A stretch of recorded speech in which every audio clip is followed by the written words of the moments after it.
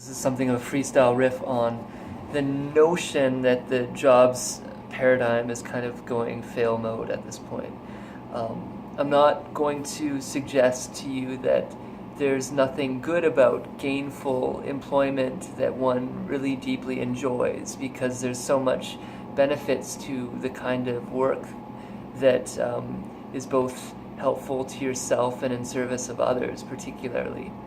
But a lot of the jobs that we have aren't necessarily very helpful to others necessarily, or to the world and so forth. And the nature of things like automation in particular, where you look at the trucking industry, for example, in the next few years, that'll be probably mostly automated, and these are fairly high-paying jobs. These are McJobs in many respects, and we see it in those McJobs as well, with kiosks and so forth. So a lot of automation is obviously coming into play, and it raises questions about things like basic income and the nature of governance, and why and how that maybe ought or ought not be in play.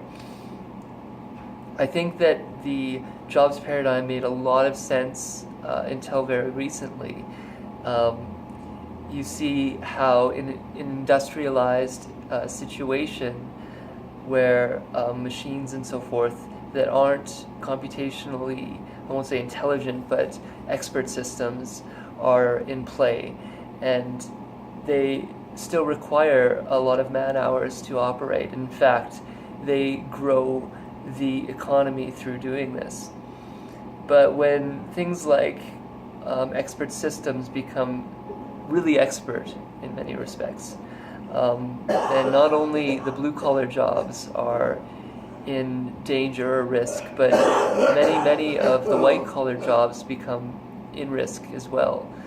And this is exponential. So if you look at things like Moore's law, with the doubling of computational capacities, we can look at where we're at right now and the next doubling, and it's kind of like if we've slowly built up to, or slowly in some sense built up to, a Mount Everest of computational capacity, that doubles in 2 years. So then you have 2 Mount Everests of computational capacity. Roughly speaking, Moore's law slowing a little bit, but roughly holds. So you can see the leap from blue-collar jobs to actually pretty high white-collar jobs within the next 2 to 4 years, in my opinion.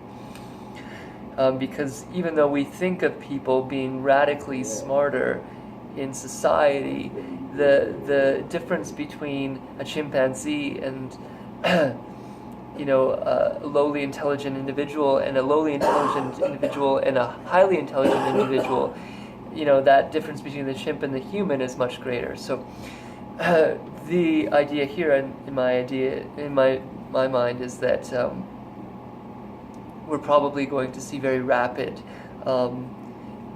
replacement or automation of these individuals by expert systems.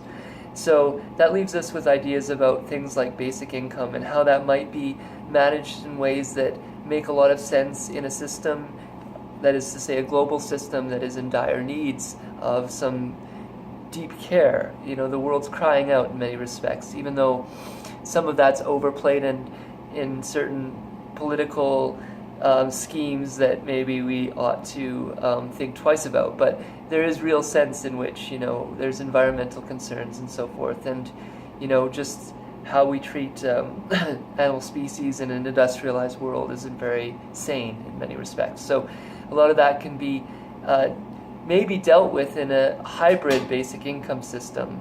One example, and there's a number of people thinking about this, but you essentially grant people a basic income of $20,000 a year or something like this, and they fulfill volunteer work that they are interested in doing, volunteer work that they think would enhance the world. It might be still designated to some degree by a consensus algorithm, where we vote through things like the blockchain potentially on what needs to be done as a group, and get her done. And this opens the door to more decentralized governance structures as well, which is a big bonus in my opinion, because the centralized governance structures we can tell aren't functioning to their optimal degree, or maybe they are in that sense, but I think most of us see a need for some novel arrangements in governance, and this would give us some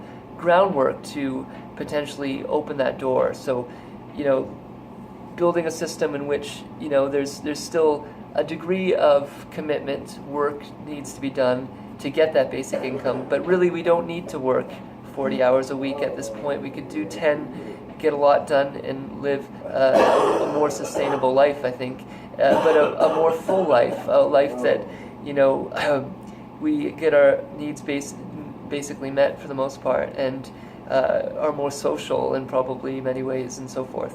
And the people that are still interested in working in the jobs paradigm that can, should be able to still do that, obviously.